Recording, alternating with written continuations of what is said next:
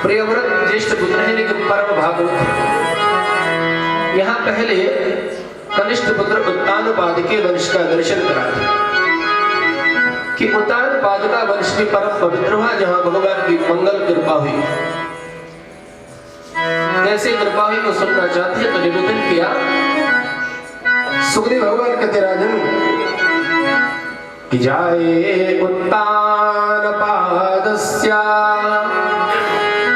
सुनिचे सुरुचिस्तयो सुरुचि प्रेयसे पद्मुर नेतरा यत्रुतो ध्रुवः एकदा सुरुचे पुत्र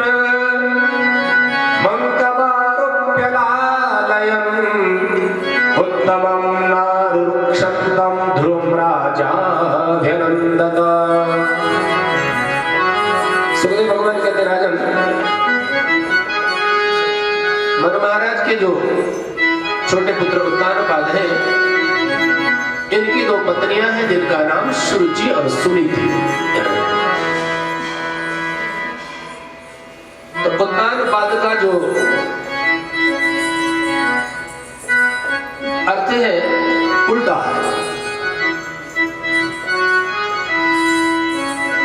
मानो कि मनुष्य उल्टा हो। तो परीक्षित महाराज ने कहा क्या उस समय उल्टे लोग होते हैं जिनका सिर नीचे और पांव ऊपर। सुखदेव महाराज ने कहा आकृति में ऐसे नहीं होते थे, लेकिन मति का बुद्धि का पांव के तले बैठ जाना अपने आप उल्टा हो गया। ऐसी स्थिति कैसे बनी? बोले इनकी दो पत्नियां थी सुरुचि और सुनीति। तो सुनीति का अर्थ यह है जो न्याय और धर्म के पद का आश्रय लेकर के चलती है, सबका हित जो चाहते हैं, सर्वजन सुखाय और सर्वजन हिताय, जहां सबका कल्याण हो सबका हित हो, वो सुनीति है। और सुरुचि क्या है? अपनी रुचि के अनुसार जो मुझे अच्छा लगे वही अच्छा है, अन्यथा और कुछ। तो संसार के लोगों को चाटुकारिता तो अच्छी लगती, हर कोई चाहता कि मेरी प्रशंसा करो तो मैं उस पर मेहरबान न्यौछावर। तो सुरुचि का यही लक्षण था। और उत्तानपाद भी क्या है, उस चाटुकारिता के वशीभूत होकर के उन्हें भी उसमें आनंद आता था, इसलिए वो उल्टा उन्हें कहा गया। बुद्धि का पांव के तले चले जाना, उल्टा हो जाना, विचार नहीं करना। एक दिन क्या हुआ कि उत्तानपाद अपने राज सिंहासन में बैठे हैं। एकदा सुरुचे पुत्र मंकमारोप्यलालयम् उत्तमं नारुक्षन्तं ध्रुवं राजाभ्यनन्दत। सुरुचि के पुत्र का नाम उत्तम और सुनीति के पुत्र का नाम ध्रुव। तो एक दिन क्या है, ध्रुव जी 5 वर्ष के लाला हैं। ऐसे खेलते खेलते गए राज सिंहासन के निकट पहुंचे और पिता ने देखा कि लाला मेरे निकट आ गया, उठा करके अपनी गोद में रख लिया और बड़ा लाड़ दुलार के है ध्रुव जी से करने लगे। लाड़ दुलार चल ही रहा था महाराज, इतने में क्या है सुरुचि आ गई। और सुरुचि ने जैसे देखा तो बड़ी आग बबूली हो गई कि मेरी सौत का पुत्र अपनी गोद में रखा है।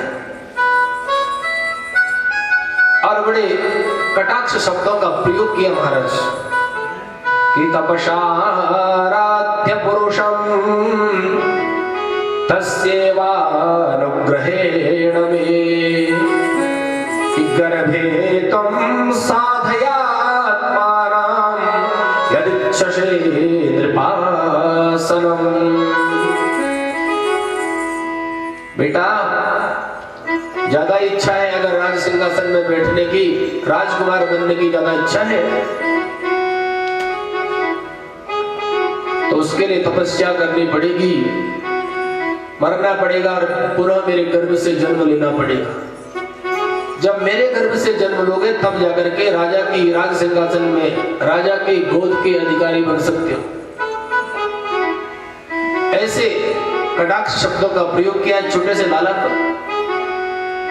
भाई सुरुचि तो चलो माना कि विमाता थी, थोड़ा देर के लिए मान भी गई, लेकिन राजा का तो पुत्र है ना। राजा ने उस कटाक्ष को क्यों सहा? क्योंकि चाटुकारिकता के वशीभूत संसार है, राजा भी उसी के वशीभूत है। पुत्र को त्याग दिया, नीचे छोड़ दिया। और ध्रुव महाराज आज के हैं रोते बिलखते अपनी मां के निकट, सुनीति के निकट पहुंचे। मां ने देखा कि पुत्र रोते हुए, अरे क्यों रो रहे बेटा? मां, मुझे आज विमाता ने ऐसे शब्दों का प्रयोग किया और पिता ने मुझे छोड़ दिया। मां को भी सहसा क्रोध आया। कौन पिता? किसकी गोद? अरे पिता को ही प्राप्त करना चाहते तो परम पिता को प्राप्त करो, उसकी गोद में बैठो। ये संसार के क्या माता, कौन पिता? सहसा अपने पुत्र को बोल बैठी और क्षत्रिय बालक था महाराज। अहो तेज क्षत्रियाणाम मानभंगममृष्यताम् किबालोप्यं हृदा धत्ते यत्तमातुरसत्वचः। क्षत्रिय आन बिन घर संतान बिना, हाथ दान बिन भोजन मान बिना। क्षत्रिय बालक था, निकल पड़ा। कहां निकल पड़ा, क्यों निकल पड़ा? कुछ नहीं, मां ने कहा तो निकल। अब निकल पड़ा जैसे तो मां ने देखा कि मैं सहसा अपने पुत्र को क्या बोल बैठा। बोले लाला रुक जाओ रुक जाओ। बोले मां अब तो रुकना नहीं, आपने जो वचन दिया उसका पालन करना, ये पुत्र का धर्म है और क्षत्रिय बालक हूं। निकल पड़े महाराज दूर वन की ओर। पत्थर है, कंकड़ है, कांटे हैं, जीव है, जंतु है, लेकिन भगवान की प्राप्ति के लिए, परम पिता की प्राप्ति के लिए कौन परम पिता है कुछ नहीं जानता। भक्त भगवान की ओर जाने लगा तो भगवान उसका संरक्षण स्वयं करते। यहाँ ये विचार नहीं किया जाता कि 5 वर्ष का है, इतना छोटा है, कैसे जाएगा, क्या? वो परमात्मा तो राई थे पर्वत करे, पर्वत राई माई, साहब से सब होते हैं, बंदे थे कछुराई। वो परमात्मा है, वो प्रत्येक जीव मात्र में, हर स्थिति में, हर वस्तु में, हर परिस्थिति में विद्यमान है। उसकी शरणागति का आश्रय जिसने लिया, भगवान ने उसका संरक्षण किया। ध्रुव जी महाराज वन की ओर जब दूर निकल पड़े तो इतने में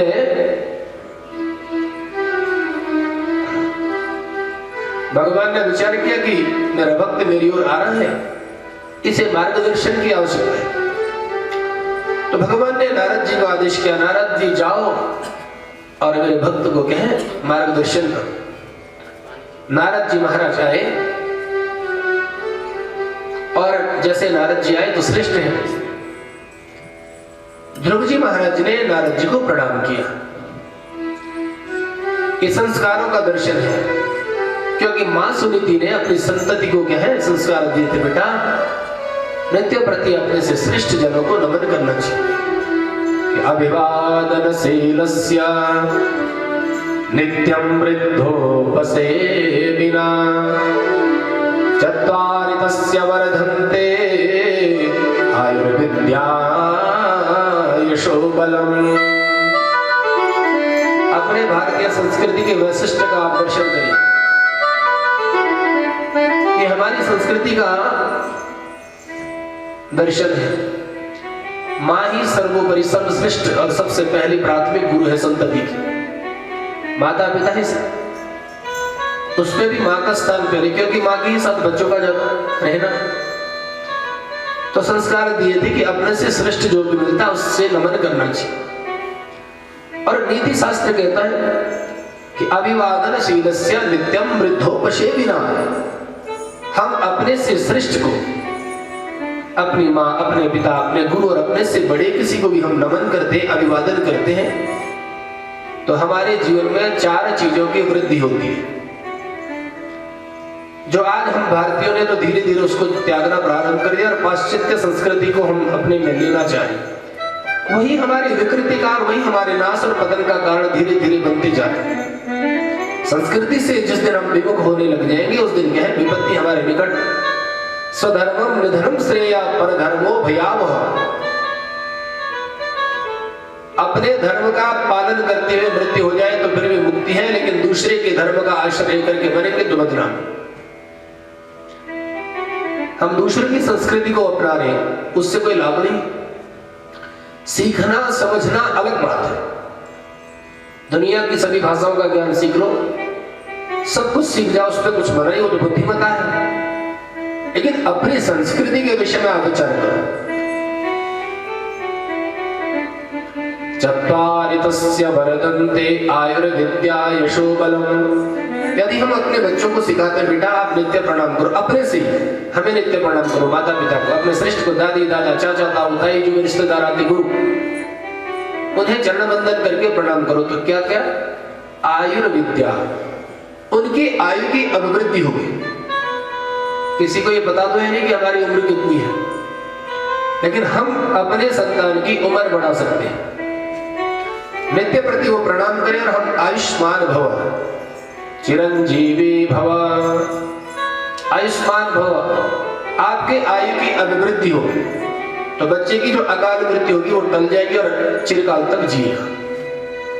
लेकिन नित्य प्रति वो प्रणाम करें और आप आशीर्वाद दें। आप गुड मॉर्निंग बोलेंगे तो अच्छा सवेरा, लेकिन उसका फल कुछ नहीं। वो सीखना और बोलना अच्छी बात है। आफ्टरनून इवनिंग की बात करेंगे तो एक अच्छी बात होगी, लेकिन उसका फल नहीं है। लेकिन यदि हम प्रणाम करके आशीर्वाद देते, प्रणाम किया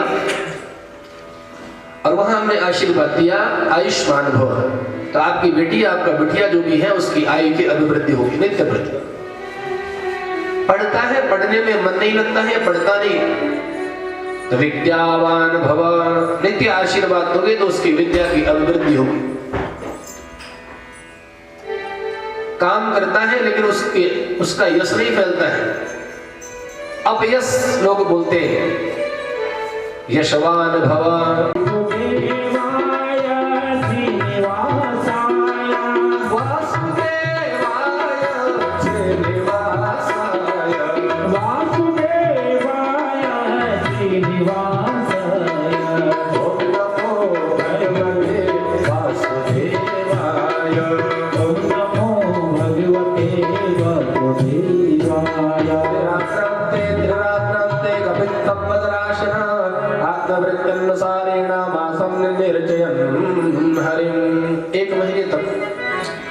एक महीने और क्या करते, 3 दिन में एक बार बेर फल खाते और पुनः इस मंत्र का जप करना प्रारंभ किया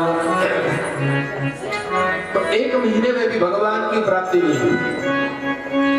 अब दूसरे महीने में महाराज 3 दिन और बढ़ा दिए। पहले महीने में 3 दिन में एक बार बेर खाते, दूसरे महीने में 3 दिन और बढ़ा दिए और 6 दिन में एक बार सूखी घास खाते। और फिर क्या है, इस मंत्र का जप करना प्रारंभ कर दिया। भगवान जब दूसरे महीने में भी नहीं मिले, तत्रतेयं चान्यन्मासं नवमे हनि अभक्ष उत्तवस्लोका मुपाधावत् समाधिना। तीसरे महीने में 3 दिन और बढ़ा दिए और 9 दिन में एक दिन जल पीते, यमुना जी के जल को पीते और फिर लग जाते महाराज ओम नमो भगवते वासुदेवाय, ओम नमो भगवते वासुदेवाय, ओम नमो भगवते वासुदेवाय, ओम नमो भगवते वासुदेवाय, ओम नमो भगवते वासुदेवाय, ओम नमो भगवते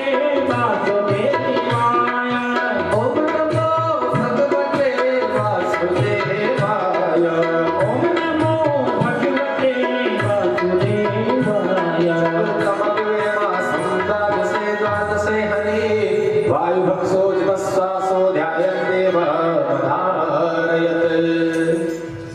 सुखदेव भगवान के राजन जब तीसरे 1 महीने में बेर खाए 3 दिन में भगवान मिले नहीं, दूसरे महीने 3 दिन बढ़ा करके 6 दिन में एक बार सूखी घास खाते फिर भगवान मिले नहीं, तीसरे महीने में यमुना का जल पिया 9 दिन में फिर भगवान मिले नहीं, और चौथे महीने में 4 दिन 3 दिन और बढ़ा दिए 12 दिन में एक बार क्या है सांस लेते और फिर क्या है भगवान मिले नहीं। अब 5वें महीने में तो सांस की रुक गई, ऐसा कौन करवाता है, ऐसा कोई संभव है क्या? परमात्मा ही अपने भक्त का संरक्षण करते हैं। एक तरफ भगवान भक्त का संरक्षण करते हैं, एक तरफ भगवान भक्त की कीर्ति जगत में फैलाते हैं। सब करने कराने वाले परमात्मा है, हम उनकी शरणागति यदि हो जाए तो यहाँ 5वें महीने में मेरा भजन चलने लगा, मंत्र का जाप होने लगा महाराज। अब ध्रुव जी महाराज एक पांव के अंगूठे में खड़े हैं और दोनों हाथ ऊपर करके इस मंत्र का जप करने लगे महाराज। संपूर्ण ब्रह्मांड हिलने लगा, स्वर्ग हिलने लगा, तो इंद्र दौड़ते हुए वैकुंठ पहुंचा, भगवान से निवेदन किया, न जाने कौन दानव आ गया फिर। उसके तप के प्रभाव से स्वर्ग हिलने लगा। भगवान ने कहा इंद्र तुम्हें तो अपने स्वर्ग की ही चिंता रहती,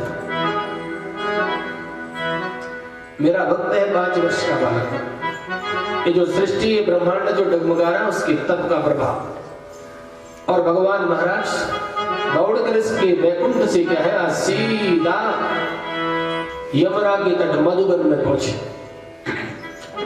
ध्रुव जी कुछ नहीं जानते, आंखें बंद हैं और लगे ओम नमो भगवते वासुदेवाय। भगवान आगे से खड़े हैं और जो जिस रूप स्वरूप में भगवान बाहर खड़े हैं वो रूप स्वरूप का दर्शन ध्रुव जी तब तक करने लगे।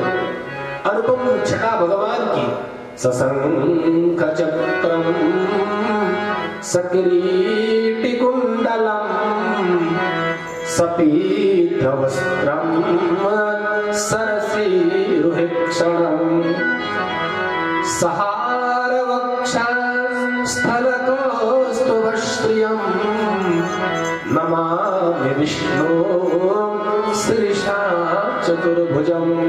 चतुर्भुज भगवान शंख चक्र गदा पद्म माला विभूषित, अनेक अलंकारों से अलंकृत भगवान पीतांबरधारी नारायण क्या है ध्रुव जी के आगे से खड़े। ऐसी अनुपम छवि का दर्शन ध्रुव जी अंतःकरण में कर, आंखें खुली तो जो भीतर सो बाहर, लेकिन कुछ जानते नहीं कुछ पहचानते नहीं। एकमात्र क्या है गुरु ने जिस मंत्र को दिया, मंत्र जाप मम दृढ़ विश्वासा पंचम भजन स्वेद प्रकाश। भगवान के एक मंत्र का जप करना और उसमें दृढ़ विश्वास रखना, भजन किए जाने। कई दिन बीत गए महाराज, ध्रुव जी जानते नहीं, भगवान ने कहा कि ये तो गड़बड़ हो गया, हम तो थक गए खड़े। अब भगवान ने अपने पांचजन्य शंख का स्पर्श ध्रुव जी की क्या है कपोल माने गाल पर स्पर्श किया, और जैसे ध्रुव जी के गाल पर स्पर्श किया तो ध्रुव जी के मुखमंडल से वेदवाणी प्रस्फुटित हो गई। बोल भक्तवत्सल भगवान की जय।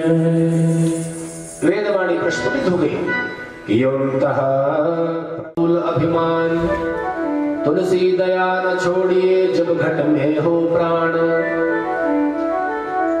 दया आ गई, दौड़ करके गए उस बच्चे को, मृग के बच्चे को, मृग शावक को लेकर के आए, उसका संरक्षण करने लगे। खिलाते पिलाते पोषण करते सुलाते भजन के लिए आए थे महाराज। आधा समय अब उसमें जाने लगा। ऐसी दया करना भी जरूरी है, लेकिन कोई कर्म बंधन रहता है वो किसी न किसी प्रकार से मुक्त होता है, कारण तो बनता ही बनता है। किसी जन्म का भोग अगर बाकी है तो इस प्रकार से निकलता है। दया भी आवश्यक है, लेकिन भजन के लिए आए थे, लेकिन आधा समय उस मृग में आधा अपने। अब एक दिन क्या हुआ, मृगों का झुंड आया और मृगा मृगेशंगमनुप्रजन्ते। उस मृग के बच्चे ने देखा कि हमारी जाति के जीव आ गए हैं। मनुष्य को मनुष्य अच्छे लगते, हाथी को हाथी, शेर को शेर, मृग को मृग, बंदर को बंदर। गाय को गाय, वो निकल पड़ा उन मृग की झुंड के निकट। जिधर वो गए उधर वो भी निकल पड़ा। सायंकाल की बेला हो गई, अभी तक आया नहीं। भरत महाराज विचार करने लगे, ब्रह्म का चिंतन करते थे, लेकिन वो मृग की लालसा, छोटा सा शिशु था, जल में हिलोरे ले रहा था, उससे मैंने बचाया, पाला पोषा, बड़ा हो गया था। कहीं चोट तो नहीं लगी होगी, किसी मृग ने मार तो नहीं दिया होगा, सुखी होगा कि नहीं होगा, कुछ खाया होगा, कुछ पिया होगा कि नहीं। ऐसे करते करते महाराज क्या है, प्राण निकल गए, क्योंकि जीवन का पता नहीं। और अंते मति सा गति, अंत में जो मति में होगा सोई गति हो जाएगी। और प्राण निकल गए और दूसरे जन्म में मृग बन गए। मृग बने, लेकिन भजन का ये बल है, मृग बनने के बाद स्मरण नष्ट नहीं हुआ। ये भजन के बल का दर्शन है।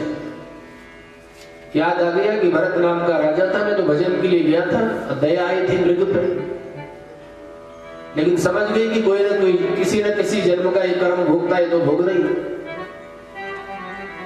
अब मृग योनि से भी जब शरीर छूटा, तो अतकस्य चिद्विज वरस्यांगिर प्रवरस्य समदम तपस्वाध्याय ध्यान त्याग संतोष प्रतीक्षा प्रशय विद्यानशोयात्म ज्ञानानंद युक्तस्यात्म सदृश श्रुत शीलाचार रूपोदर्य गुणानव शौदर्या अंगजा पूर्विधरम जयति यस्याम भार्यायाम।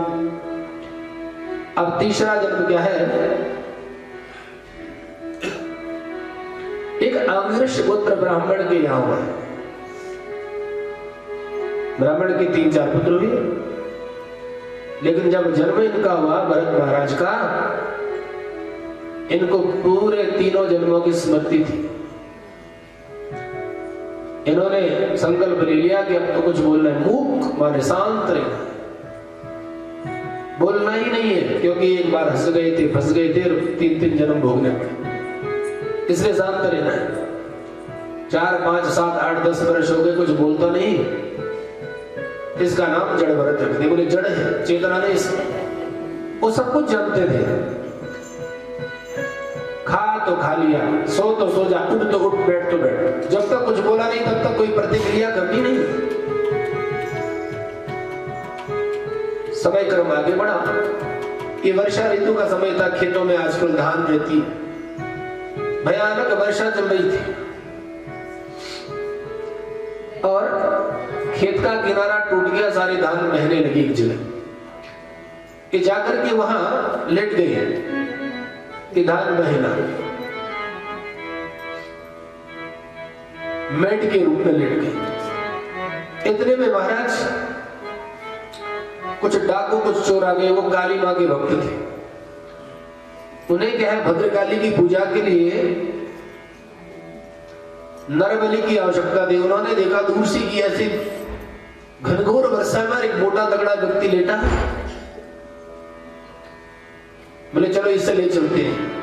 गए तो बोले उठो तो उठ गए, चलो तो चल दिए, नहाओ तो नहा गए, कपड़े सुंदर सुंदर पहनाए तो पहन दिए, खाओ तो खा गए, चलो आगे बढ़ो तो बढ़ गए। भद्रकाली के मंदिर के निकट पहुंचे तो पहुंच गए, गर्दन नीचे करो तो कर दी। कुछ अपनी ओर से बोलने को राजी नहीं, भीतर ही भीतर सिर्फ क्या है, भगवान के भजन में मधुर मुक्त आनंद। और जैसे ही तलवार से, भाव तो ये था कि गर्दन काटेंगे, इन्हें डाकुओं ने जैसे मारा, तलवार जड़ भरत जी के ऊपर प्रहार प्रारंभ करना चाहा। इतने में अष्टभुजाधारी भगवती पारंबा जगदम्बा भद्रकाली प्रकट हो गए। बोल पारंबा जगदम्बा भद्रकाली मैया की जय। मंगलम भगवती देवी मंगलम सिंहवाहिनी मंगलम सिद्धिदात्री च मंगलाय नमो नमः। भगवती पारंबा प्रकट हुई, दुष्टों का संहार किया, अपने भक्त को अपने हृदय से लगाया, आशीर्वाद प्रदान किया। अब जड़ भरत जी महाराज मां भगवती की कृपा लेकर के अपना वर्षण करने लगे। तो जड़ भरत जी ऐसे मार्ग में भ्रमण करते हुए निकल गए थे। खत सिंधु शौवीरपते रहुगणस्य व्रजत इक्षुमत्यास्तटे तत्कुलपतिना सेविकावः। सिंधु देश के एक राजा जिनका नाम रहुगण। इतने में क्या है, रहुगण की सवारी निकल गई थी।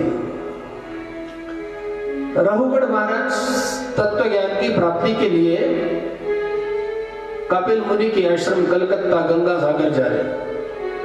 कहार पालकी ढोकर के लिए जा रहे। तो इतने में कहारों ने देखा कि मोटा तगड़ा व्यक्ति चल रहा है। राजा से कहा, महाराज हम इस व्यक्ति को भी लगा ले पालकी पर। बोले लगा लो। तो जड़ भरत से कहा, भाई राजा की सवारी चल रही, चलो लग जाओ पालकी पर। तो लग गए, ना तो कुछ कहना ही नहीं। अब जब चलने लगे तो सब लोग तो सीधे सीधे चलते हैं, पर जड़ भरत महाराज कैसे चलते? चल रहे हैं, कोई कीट, कोई पतंग, कोई चींटी, कोई मक्खी, कोई मच्छर पांव के नीचे नाचे। जैसे कोई आंधको होता उछलते उछलते तो पालकी डगमगाती हिलती, सब पर जोर पड़ता, राजा को भी कष्ट होता। एक बार दो बार राजा ने डांट मारी। कहारों ने कहा, मोटा तगड़ा व्यक्ति उछलता है बार। बड़ा धुतकारा राजा ने ऊपर से। तो जब धुतकार लगाई ऊपर से, डांटा, तो आज पहली बार जड़ भरत महाराज ने जीवन में अपना मुख खोला कि ब्राह्मण उवाच प्रयोदितं व्यक्तमपि प्रलब्धम्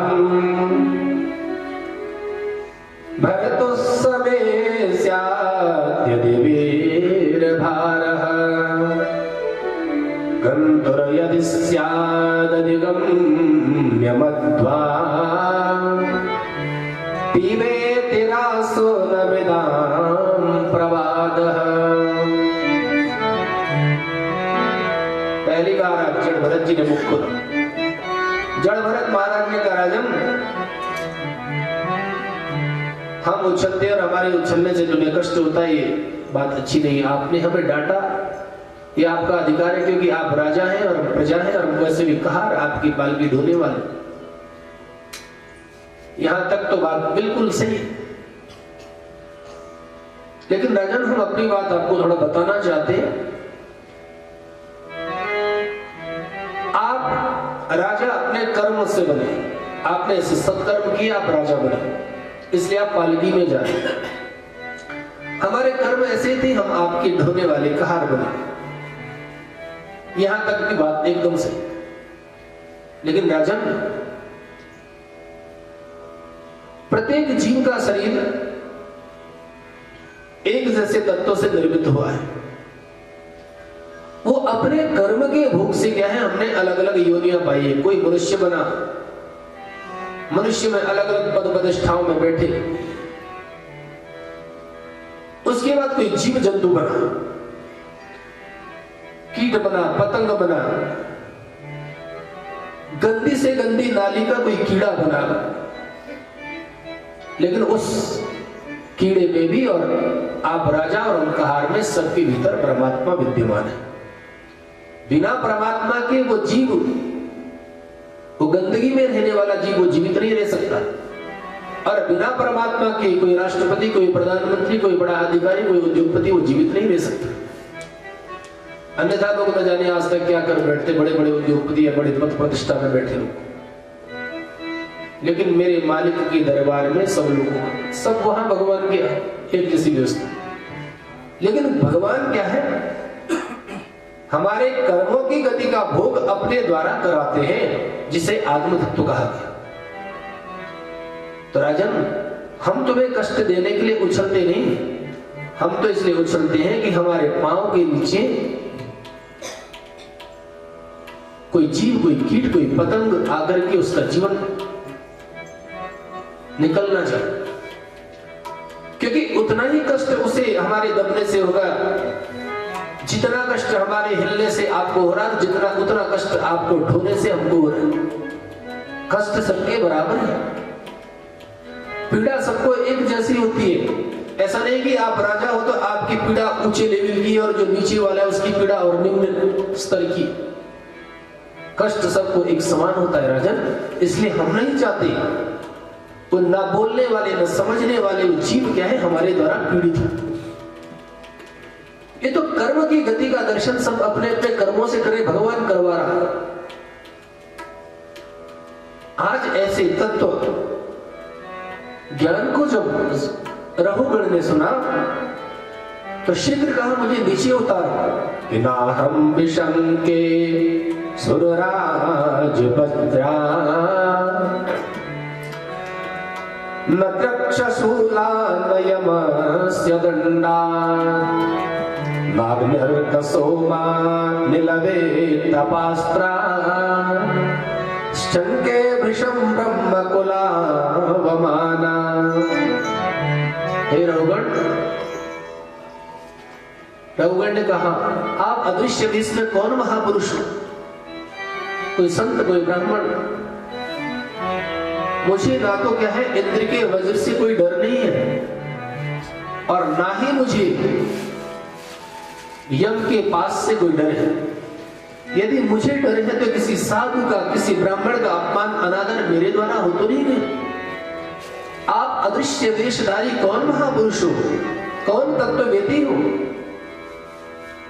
जिस तत्व ज्ञान की प्राप्ति के लिए मैं गंगा सागर जा रहा था वो तत्व ज्ञान तो मुझे यही प्राप्त हो गया।